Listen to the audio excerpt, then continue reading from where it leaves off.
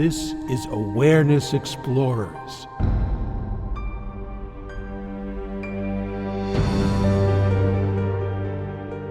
Welcome back, Explorers, to Awareness Explorers. I'm your co-host, Jonathan Robinson, and I'm with my friend and co-host, Brian Tom O'Connor. And today we'll be discussing what I think is a fascinating subject, and that is, I'll call it models of spiritual growth. By that, I mean different ways and different methods and different types of situations that we can put ourselves in order to experience more awakening. And when we started talking about this topic, Brian, what popped into your head? Well, I was surprised that you had so many. I think that you have how many? 12 different models? 12, yes. And I guess I shouldn't be surprised because there are really a lot of approaches, and so many people come at spiritual awakening from so many different angles. And some arrive at the same place and some go far off into left field. So I'm curious to see what are the 12 that you come up with. Yeah, and there's advantages and disadvantages to each of them. It used to be that there was basically two: books and gurus, Right. in the last couple thousand years, or maybe religions also, there would be a third one. And yet today there's a whole smorgasbord of them, and they each have advantages and disadvantages. And of course, we do know which one's the best, right?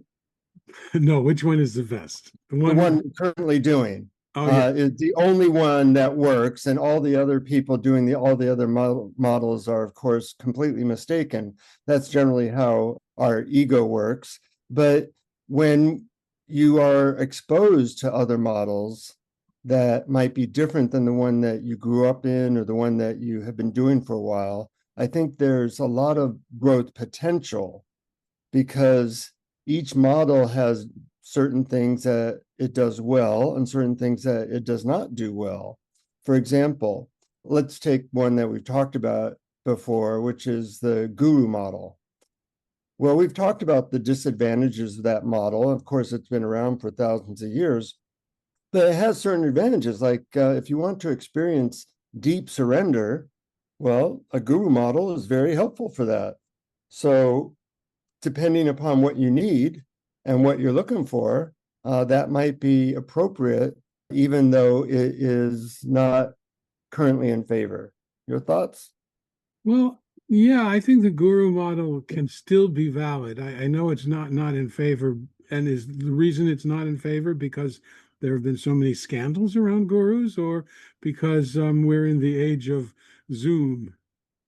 Well, I think it's partly that in Western culture or Western culture, there's a huge emphasis on individuality and doing your own thing and finding your own way, which sometimes is good and sometimes is can take you off into unfortunate places. But a antidote to that hyper individualism potentially is a guru and its followers. So in that way, it can be very helpful, although it's hard to find good gurus in the West right now. Well, I think that the strength of a guru is that you can put your faith in one person and stop shopping around, like being Yeah. pulled this direction and that direction. If you have someone that you trust, and even better, someone that you love or at least respect, and someone who generates love and kindness and wisdom, then sticking with them might be the best way. Of course, the disadvantages are that gurus tend to attract cult following, and people start to think that they are right no matter what they do, and even if their behavior might not be ethical. Yeah, I was in a guru, I'll call it community, for 26 years. I found it incredibly valuable, and I also found that there were downsides to it.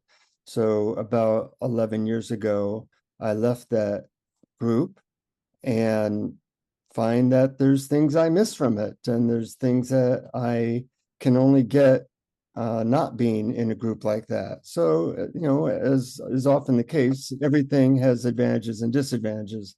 But that's just one of the 12 models. The other one, which historically has been very popular, is books. You and I have both written several books and also read dozens of books to help with spiritual growth. The advantage of that is they're inexpensive, they're easily available. There's tens of thousands of them. They can be very inspiring. But I think that you can only get so much from a book. What do you think? Well, I think that may be true that you can only get so much from a book. But it certainly was a major part of my path. I mean, and this happens to a lot of people. You become addicted to books, and you go into the bookstore. I mean, there's a one of the biggest spiritual bookstores is right on the corner of Fifth Avenue and 14th Street where I live, and I used to just go in there and buy books and bring them home and read them, and it was. I think they're I think they can be extremely helpful. You just have to know when is the point when you have learned enough and you're not going to learn something new from a book. Yeah, you can get into the problem of just collecting information rather than doing the work or having the experience. And that way they can be addictive, like a drug in some ways, to the mind. Now, we should make the caveat that that's true of all books that have maybe a limited potential, except, of course, the books that we've written, which will immediately waken you to permanent peace and bliss. But seriously, I have had some books have major impacts on my life, and as with all the things, different things work for different people at different times. I have too. And I think how you described it reminds me of something that is actually probably true of all 12 of the approaches, but it certainly is true of books. If it is only for information, if it is only for knowledge, if it is only for analysis, if it only makes you turn around these ideas in your mind and parrot them, it's not going to be useful. But if it directs you inward, if it turns your attention around to awareness or to source or to beingness, whichever word works for you. And I certainly think this is true of the guru model too, because the big mistakes are thinking that peace, happiness, awakening, enlightenment is something out there that you're going to bring into you as opposed to something that's already here that you discover. So I think that this is the big I think that people need to be discerning for themselves whether this is just feeding my mind and spinning stories and giving ideas that I'm going to go then parrot to others and believe I'm an expert, or is it turning my attention to true nature? Yeah. I remember when we interviewed Fred Davis, he said something like, and he's somebody who works one-on-one with people to give them an awakening experience. And he said something like, people who have read a lot of books often are the hardest people to give them an awakening experience, because you have all their knowledge in the way of the simplicity of being their true nature. And I thought that was an interesting insight. I do too. I think that's very interesting. And at the risk of repetition, I believe I've told this on this podcast before, but my experience with books was such that, and of course, I only used to read books that are about non-dual awareness. I wasn't reading books about aliens or past lives or other things that didn't particularly interest me. But what happened to me was I walked into that bookstore that I mentioned one day, hoping I would get a new book that would Mhm. get me over the edge. And I all of a sudden had this thought, wow, there is no book in this bookstore that's going to give me something new that I don't already have. And it was a delightful feeling, and I loved it. So then I made a practice of walking into the bookstore and not buying anything and just getting Uh, that wonderful feeling. I don't need another book. that's funny. It became like a temple where you would experience a higher state just by being in there, surrounded by the knowledge. That's right. That's right. And Yeah, of course, I didn't completely stop buying books because, for one thing, if we interview someone who's written one, I like to read it. And the other is I actually do like reminders. yeah, yeah. And they can be great that way. You know, I will mention two books that really I thought were very impactful. One is your book, Awareness Games, which basically has like no knowledge in it. It just says, here's the practices to get to awakening. And there's like 80 of them. That was like a kid in a candy store for me. So I want to put a shout out to that. The other book was one that I hated and loved. It's called Self-Remembering by a guy named Richard Burton, a spiritual teacher. It's about 250 pages that says you should self-remember. When you're eating, you should self-remember. When you're dressing, you should self-remember. When you go for a walk, you should. It has nothing else. It's just that. When you're doing this, you know, and it was just a harangue. Like, Mhm. you know, if you got through the book, which was almost impossible because it was so repetitive, it just had an impact because it had no new knowledge other than this is what self-remembering is. You should do it in every single situation in your life. And it struck me as unusual. And the repetition made me mad and actually made me self-remember more. So that was good. Well, you know, I read a book like that. I wish I could remember the title, but it was on every page, basically, was the phrase awareness, aware of awareness, Uh-huh. or some, but repeated over and over and over again on the page. Yeah. It wasn't prose, it was just awareness, aware of awareness, awareness, aware of awareness. And actually, I found that book extremely helpful. Yeah, it's like a mantra that gets in your head. Yeah, yeah, it Yeah. does. And then there was, I think, True Meditation by Adyashanti informed my whole way of thinking and experiencing, because he broke it down into really two aspects: the allowing everything to be as it is, and self-inquiry, asking, "Who am I?" or "What knows experience?" And he called it meditative self-inquiry. And that model for me has never left me. Uh-huh. Yeah. Yeah. When you get the right book at the right time, there's magic. Yeah. So going down our list, that's 2 out of 12. One that is relatively new, and I find it really interesting that it's really grown in the last 10 years or so. I'll call it the coaching model, where you pretty much hire someone who hopefully knows more than you, and they're coaching you towards spiritual growth. And I've hired 2 or 3 coaches in the last few years, and I've had really good experiences with them. It's clean, you know, you pay them a certain amount, like therapy. And if they're a good coach, they can pinpoint maybe some obstacle you have or some belief you have that's getting in the way of your awakening. And it's kind of like therapy, but it's for the awakening part of us. And I think that it's very clean and can be very helpful if you find the right coach. Your thoughts? Yeah. Yeah, I agree. I think this is one of the best models, because basically you're talking about one-on-one coaching, right? Yeah, yeah. Yeah. And so you really can learn where you're sort of misunderstanding, or where you're looking in the wrong place, and a good coach will gently guide you back. Or where you're blocked. And I'll put out a little commercial. You and I sometimes do that with people who contact us.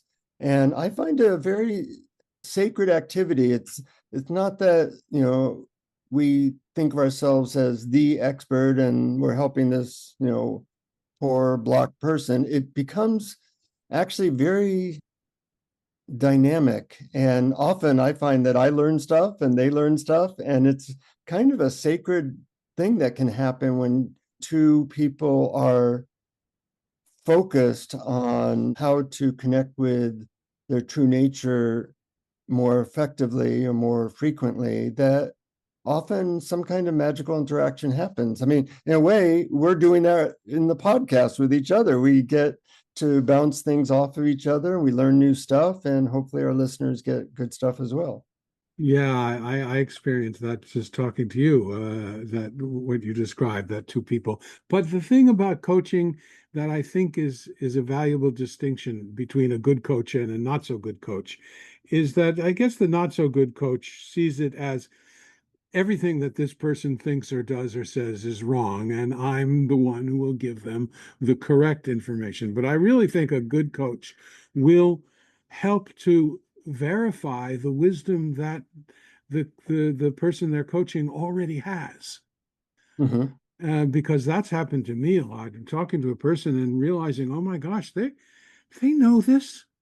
They know this. They just need a little Reminder. verification, a little Yeah. reminder. They need to be told, yes, you're on the right track. That is wisdom. Stick with that, and then maybe forget this other stuff. And Uh-huh. so it isn't so much I have information that you do not have. It's let's see what the wisdom is that you already have, and let's bring that out. Uh-huh. Different people need different types of coaches. I like confronting coaches that say, no, that's a totally wrong way of doing that. So everybody needs a different type of coach, or one that's flexible. And I find that the way to know what works for you is you try one session with a coach and you see how it goes for you. Does their approach resonate with you, or does it feel like it doesn't resonate? And that's really the way to know. That's right, and I'm glad that you pointed out that everybody's different. Some people need the Zen stick, and some people need the Zen carrot. Yeah. So that's coaching. Another one which we should mention is religions. That's tried and true for thousands of years. Things like churches, synagogues, mosques, and being part of a religious community. Some of the advantages of that is that you're surrounding yourself with like-minded people who can support you, and a system that's been around for a long time. Of course, disadvantages is you get lost in dogma and rules and all the things that can happen in religious organizations that can be kind of repetitive and ritualistic rather than alive and point you to your true nature. You get dependent on just being more passive in a organization. But I think when you find a good church, synagogue, or mosque, which can be hard to find, that the aliveness of people working together in that way can be incredibly heartwarming and powerful. Sure, there's no doubt that a sense of community and a sense of participation in rites of passage can be very beneficial for people. And but it's very complicated. We think of religions as these vertical silos: Christianity, Judaism, Islam, Buddhism, and actually there are horizontal levels that are different in different levels. There's the level of rules and regulations and laws, and there's the level of hierarchy and power, but there's also the level of community building. There's also the level of mysticism, looking inside and direct experience of the divine. And then there's the level of charitable works. So I think that the variety in religion has less to do with the big names that we call it, but which of those levels does it emphasize? And some of them are good and some of them are not so helpful. Uh-huh. I agree with that. And I think the major problem with religions nowadays is that they tend to get mechanicalized in a certain way. The service is always very the same. People are just listen to the, rabbi or preacher or whatever, and that there's not a dynamic experience where people are necessarily changed. Now, I have been part of a church where I did feel that that was happening, and that was very exciting to be part of a group where there was just an energy and of Holy Spirit and people really working on themselves and getting help from other people.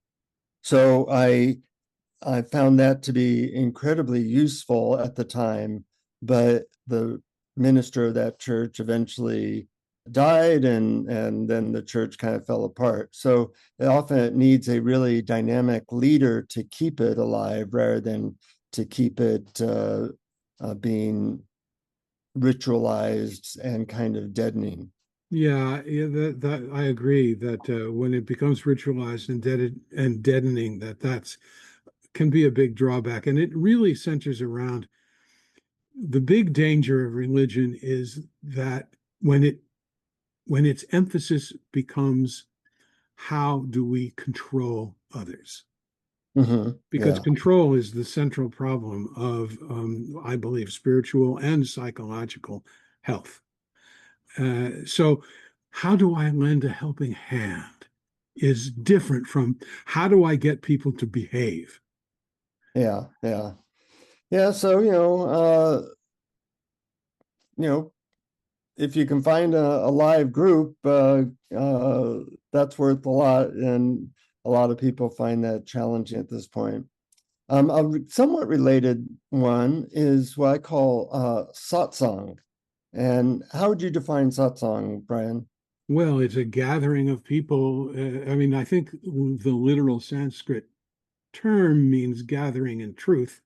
Mm-hmm. It was, I don't want to speak for Hinduism. I don't know that much about how it's practiced in India. I know that there's a satsang movement in America where a lot of teachers who had learned from some of the great Indian masters, Ramana Maharshi, Nisargadatta, Papaji, and would have gatherings where people would they would talk and there would be moments of silence and people would ask questions.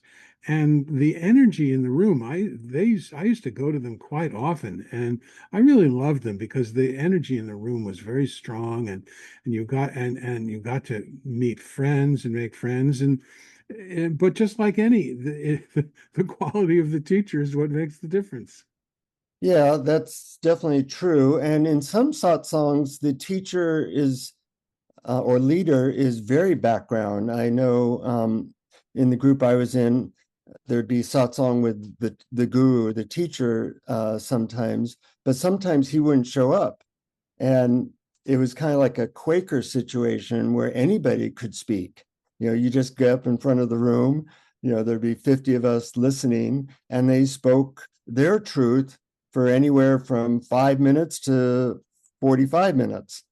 And sometimes we'd have 2 or 3 speakers. And it was an opportunity, of course, for us students to share our truths. And it was very inspiring because when the teacher's speaking, that's a very different experience than when your fellow student is speaking. In some ways, when the fellow student was speaking, it was more powerful and confronting because that was one of us, like I know, well, I could do that. Or sometimes when I spoke, it was very inspiring for me to hear what I had to say, because there's no speech there. And that's a key thing about satsang. It's different than a sermon. Usually it is spontaneous for whoever is speaking. And that creates a certain energy and unpredictability that makes it rather enticing and dynamic. Yeah, and the advantage of it is similar to the advantage of the religion model. There can be a sense of community, Mm-hmm. and there can be a sense of people helping each other. And as long as there's an openness and not a sense of control. Again, I Yeah. repeat myself, but that's so important. Uh-huh. Yeah. I find it very sweet if you can find a group that has satsang or create one that can be very powerful. Another one that's very new, doesn't talk about, I'm using the words peer-to-peer. And peer-to-peer is kind of like friends helping each other, maybe one-on-one. Like I have told friends that if there's anything you see me doing that seems off or hurtful or misguided in some ways spiritually, please let me know.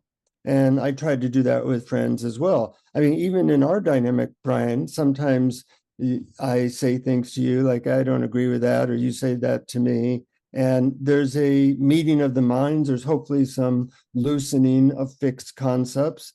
Sometimes I've had friends point out something to me that was an obstacle, and I could then see it more clearly. Sometimes encouragement from friends like, hey, you have a real gift for doing this. You should keep on doing that.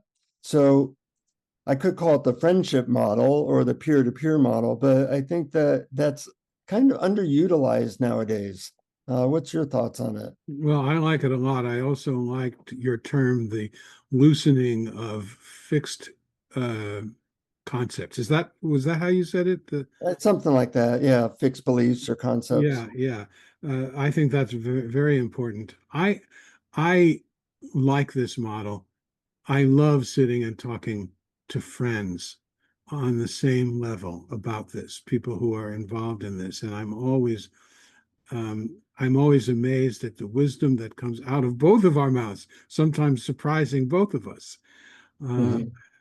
or even in a group of people. I had dinner with a bunch of friends the other day, and they were all very interested in spirituality, and I had met them through a meetup group where we followed a particular teacher.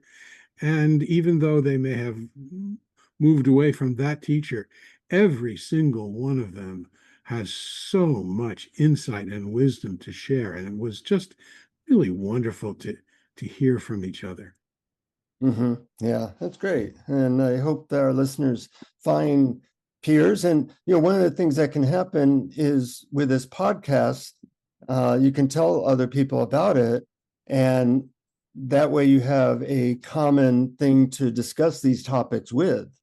And I know I do that with some of my friends. They listen to the podcast and they say, hey, I like this, and we end up having a discussion about something. So I think as you have friends in your orbit that are aware of these topics, that can be a great boon to your spiritual growth. Yeah, and the other thing about the peer-to-peer or the friendship model is that I think it can color the guru model. What do you mean? Well, when the teacher treats the students as friends, Hmm. we're here together. Okay, Hmm. it might be me, the teacher, who attracted everybody, but we're we're not. I'm not sitting on a pedestal up here. Yeah. And And I there are have been, teachers there. I know very many teachers who think of it that way. yeah, and I think that protects everybody from some potential downsides of the guru model. Yeah. Yeah. Here's a new one: AI as a spiritual growth technique. Now, let me say what I mean by this. Um, I have a chat bot that I've created that's specialized to me. I call it Clarity. And you can kind of create your own chat bot nowadays and give it directions as to how you want it to be in relationship to you. Like a lot of chatbots are sycophants, they're always saying how wonderful you are or something. I want my chatbot to be like Don Rickles, to point out anything in me that might be off in my thinking or beliefs, and but doing it in a loving way. And so I will sometimes put in, I have this situation, what do you think? And it gives me surprisingly good information, insight, and feedback. It's and they're getting better. So a year ago, I would have said, "Yeah, it's not that useful." In the last 3-4 months, I've noticed that this chatbot is as good as any spiritual teacher I've ever interacted with, and I don't say that lightly. I say it like, "Uh-oh, what are we getting ourselves into?" And did you set it up yourself? Yeah, with the help of a friend who told me how to kind of program it in a way that was conducive to how I wanted it to be. So I think that's important. Now you can go to places like character.ai and they'll have a lot of chatbots with specific information and personalities. So you can quote, talk to Jesus or Buddha or Muhammad or Carl Jung or whoever, and their answers are filtered through those types of information and personalities. So Jesus is very loving. Buddha is very almost straight and scientific in terms of the answers. It's very interesting, but you can also create your own chatbot on places like ChatGPT and tell it, I'd like you to be focused on any beliefs, ideas, or insights that might be invisible to me, and to point them out in a loving but very direct way, etc., like that. And it can be very helpful. That's fascinating. As a matter of fact, I think that perhaps it could be either a separate episode or a bonus video where you give advice about exactly how to set something like this up. Yeah, I have a good friend, Claire Hamilton, has really helped me with that, and it's a process. But she has a chatbot that she's created and put a lot of time and information into it. And every now and then, I have interacted or seen her interact with this, and she says it's like her, like a best friend. It's a personalized guru in some ways, both in terms of spiritual and business. And it is incredibly sophisticated in its answers. And I think a lot of people aren't taking advantage of that, but that would be a up and coming approach to spiritual growth, in my opinion. Fascinating. Yeah, yeah. Another one of the 12 models of spiritual growth are retreats. We've both done a bunch of retreats. I tend to think that in some ways they're a little bit overrated because there's usually not an integration period. So, you have an amazing experience in a retreat, your mind's totally quiet, you go home, and then all's lost. Although I think it can give you a glimpse of what's possible. Your thoughts? Yes, I've heard over and over two things, and they're opposing things.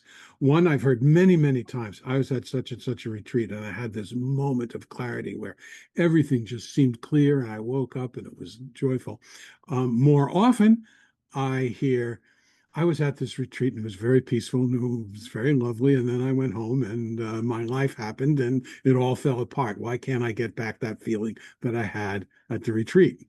Mm-hmm. And I think that's basically a misunderstanding of the usefulness of the retreat. Instead of, you know, I'm going to go to this retreat and it's going to be the turning point in my life. And when I get home, I'm going to be just as peaceful forever. Is that you go to retreat because certain stressors in your life are removed temporarily. So you get to look inside and meditate in a relatively easy situation. Mm-hmm. But if you think that it's automatically going to kick in when you start getting into situations that are more difficult, then that I think is a misunderstanding. I think you need to really do it step by step. Can I be peaceful in this peaceful setting? Can I be peaceful in this slightly less peaceful setting? And Uh-huh. continue that way. Yeah, yeah. It can definitely be valuable for some people. Um, I'm going to actually throw in a bonus 13th one that we don't have on our list, if you're ready. And this is even for our non-Patreon supporters. But a shout out to our Patreon supporters. We do give them a lot of free stuff each month, extra interviews and ideas and articles. If you're interested in supporting us, go to patreon.com/awareness explorers and any dollar amount. But this is for everybody. And the 13th one, and that is psychedelics. We haven't talked about that, but that can be a spiritual growth path for some people, especially if they use them with a guide or use them with great intention.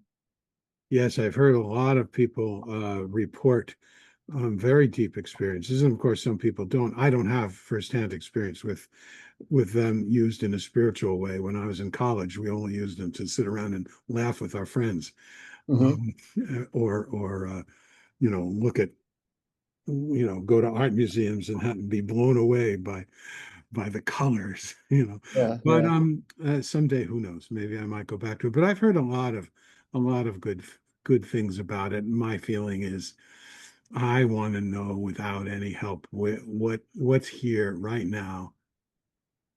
You know, what's the easy path that we're missing without chemical help? That's my Mhm. preference, but I don't put down anybody who thinks differently. Well, I think especially at the beginning, psychedelics can give people an opening as to what's possible. And in that way, they're very useful. One danger I find is that just like anything, you get addicted to the high and think that that's the way to grow rather than just see it as a forevision and then doing the non-drug paths to get to your true nature. Yeah, But especially at the very beginning, I think they can be very useful for a lot of people in giving them a glimmer of what's possible and perhaps inspiring them to then pursue a direct spiritual path.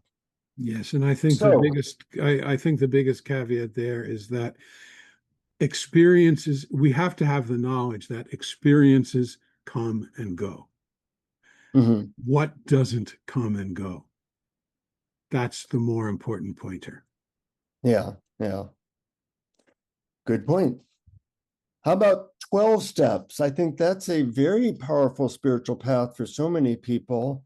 And whether you're addicted to something or not, it's a spiritual growth in certain ways, religion or process that has served millions of people. And especially if you can do that in a group, can be very supportive to moving forward. I used to be a director of National Council of Alcohol and Drug Abuse in Southern California, and found that that was a extremely useful and powerful spiritual growth path.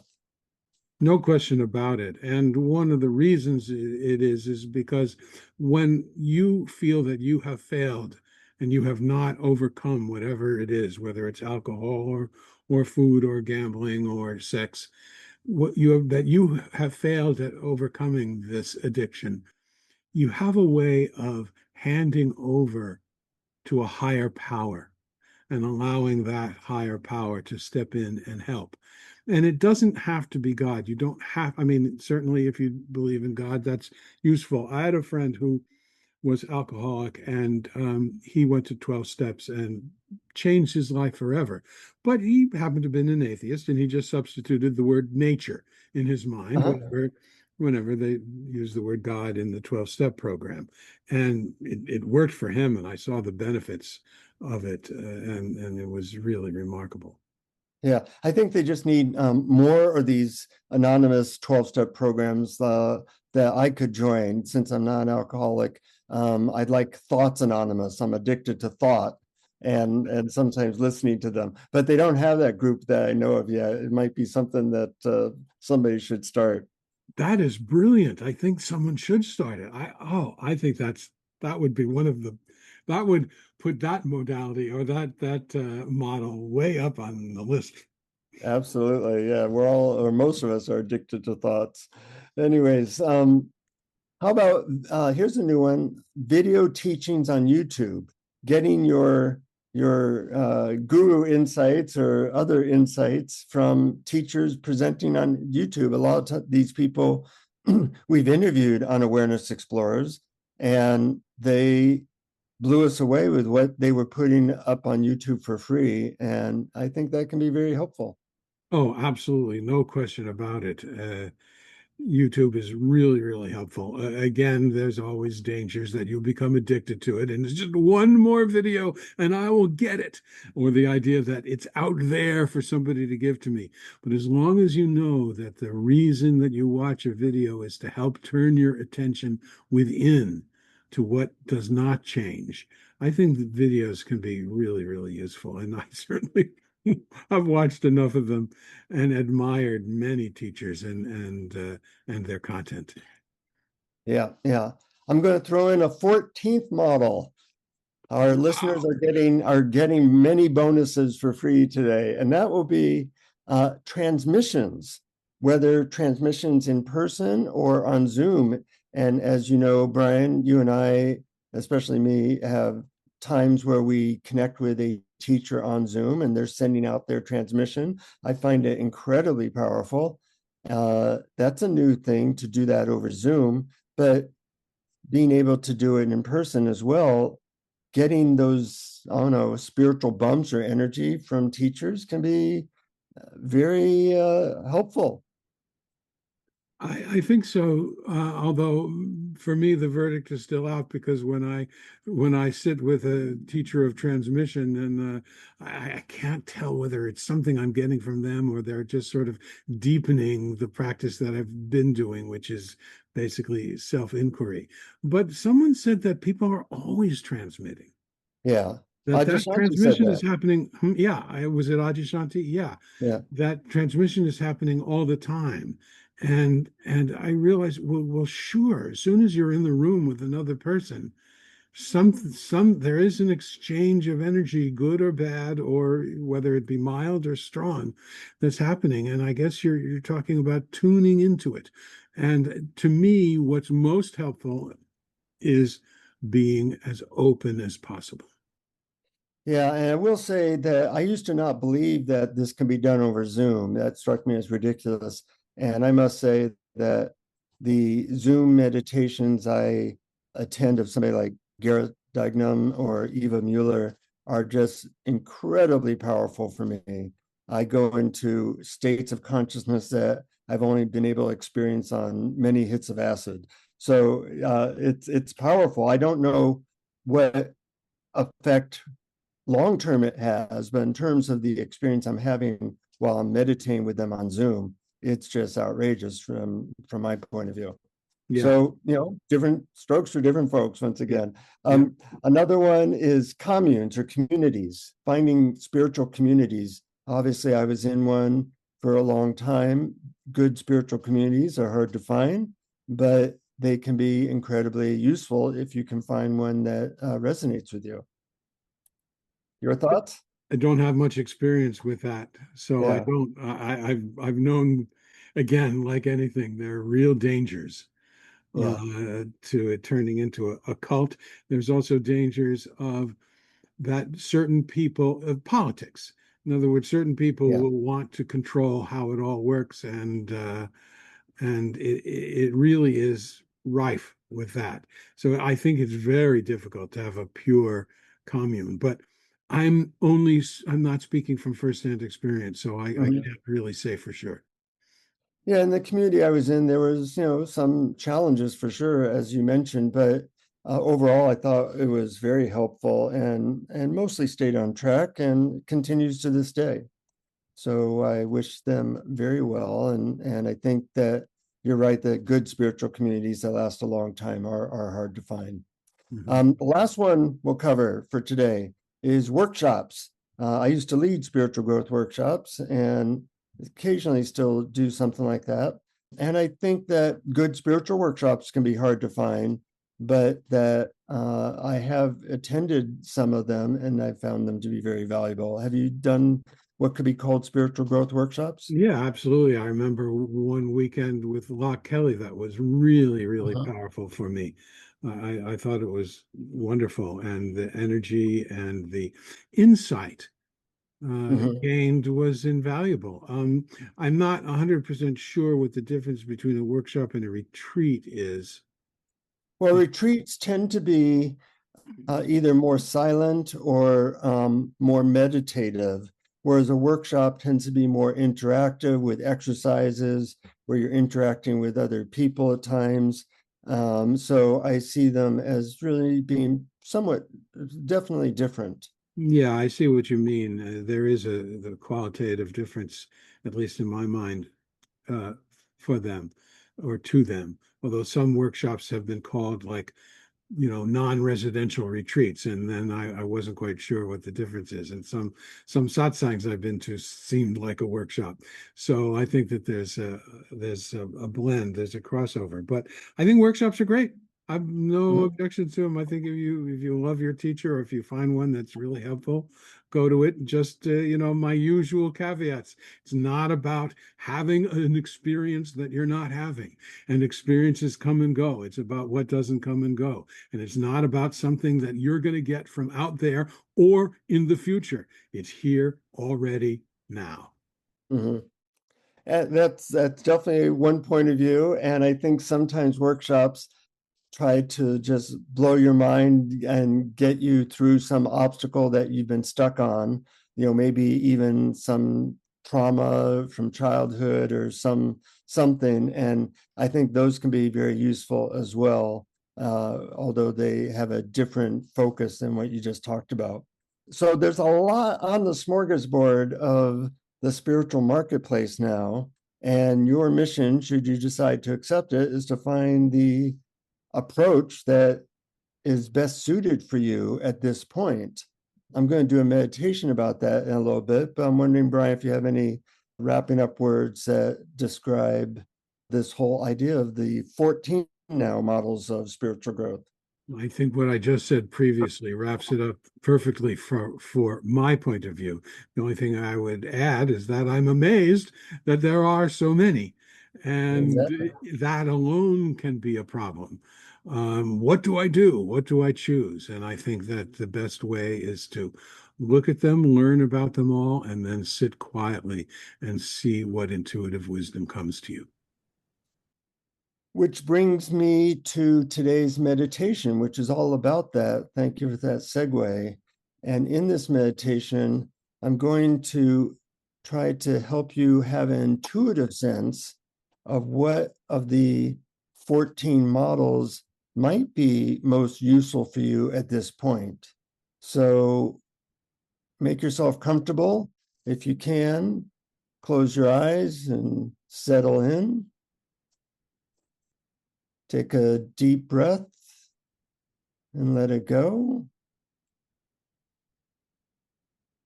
So during this meditation, you're going to make an attempt to listen to your intuition as a way of determining what spiritual growth model might be best for you at this time in your life. I've mentioned and gone through 14 different models, and I will present each one after the other.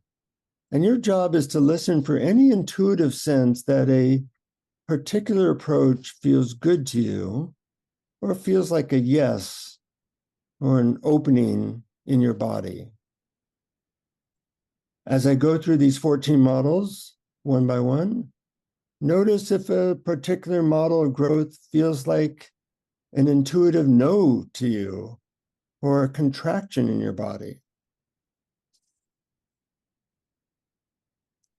If you have a pen and paper near you, as I mention any model that feels good to you, feel free to briefly mention that particular approach down on paper so that you have a record of it after the meditation.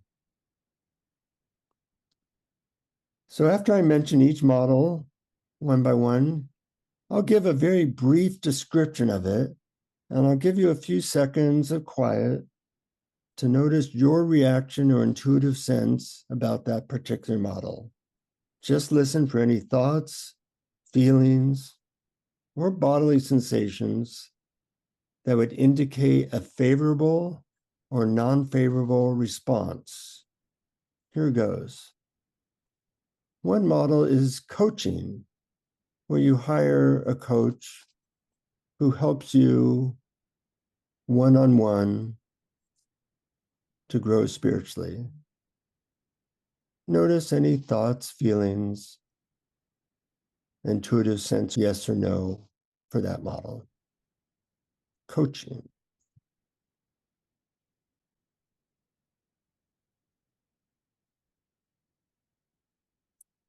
Another model is that of a guru or a powerful teacher, usually with a group of students that you can interact with or in some way surrender to. How's that feel?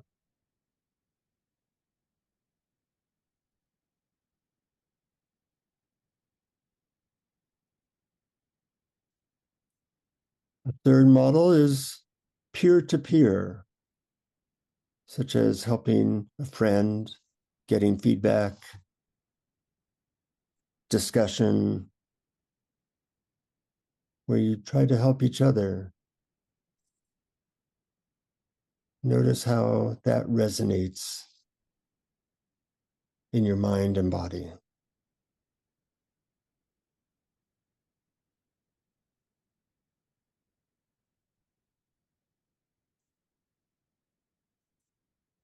And if you get a definite yes with any of these, take note of it, potentially write it down. Next model is that of a religious community, perhaps finding a temple, mosque, or church that resonates with where you're at. Notice if you get an intuitive yes or no with that model.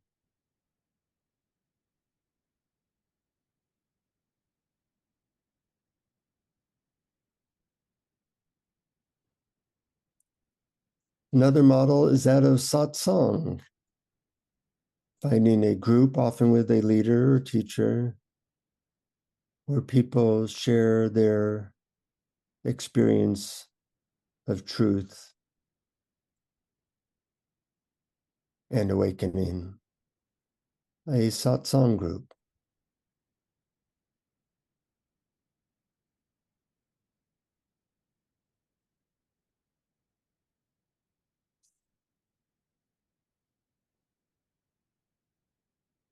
Next is AI, using a chatbot that you create or is already created for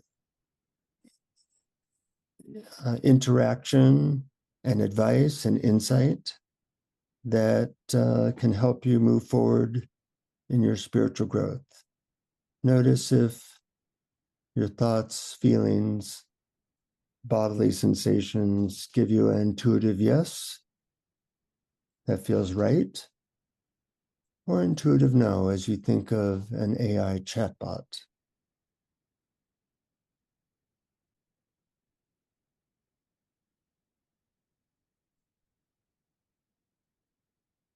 Next is the tried and true path of books. Finding a book that inspires you, helps awaken you in some way. Would a particular book be useful for you at this time?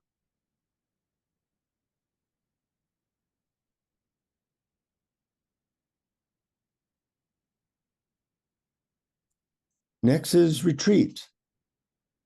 Different types of retreats, but they can all be useful. Would finding an appropriate and interesting retreat be useful for you at this point? Listen for how you react.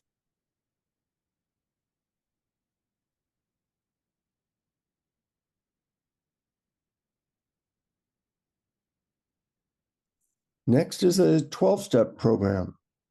Finding an appropriate 12-step program for you and that process of spiritual growth.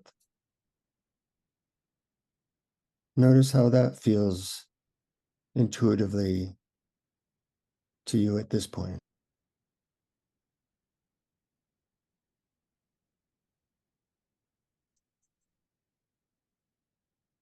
Next is videos of teachers on YouTube. Many different teachers, easily available. Notice how you feel about that path.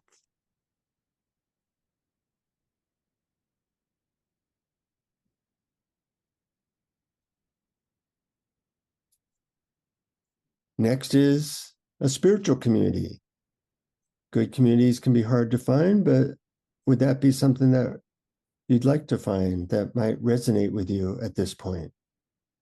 Listen for what your intuition says.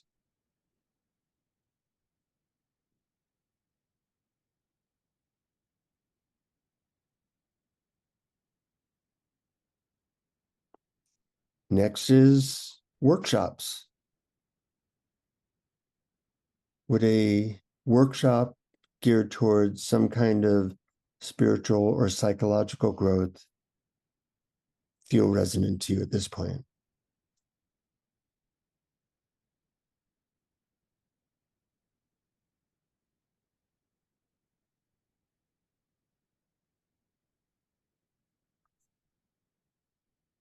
And the next one is psychedelics. There are many different types of psychedelics. Do any of them call to you at this point? And if so, which one? Take some moments to listen for what comes up for you.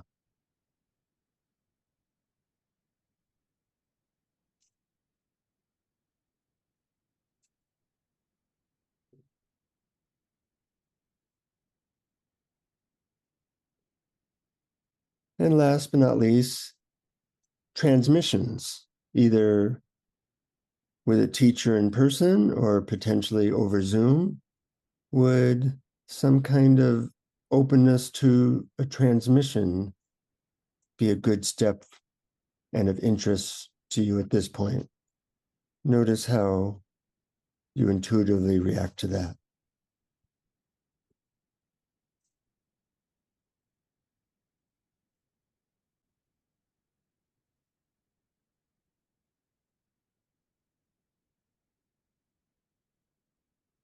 And if one of these stood out to you as something that intuitively felt right, take notice of that and thank your intuition for giving you any guidance along what might be a next step for you. And when you're ready, slowly come back to the room that you're in. Feel your body on the chair and slowly begin to open your eyes. And if you got any good intuitive hits, take a moment to write them down if you have not done that already. And then pursue whatever came up for you as best you can. Welcome back. Thank you for that. Yeah, there were definitely a couple that lit up.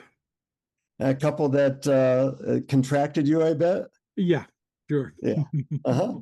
Yeah, that's interesting. And I think it can be a very helpful thing for us to notice and listen for guidance in that way and then pursue it as best we can.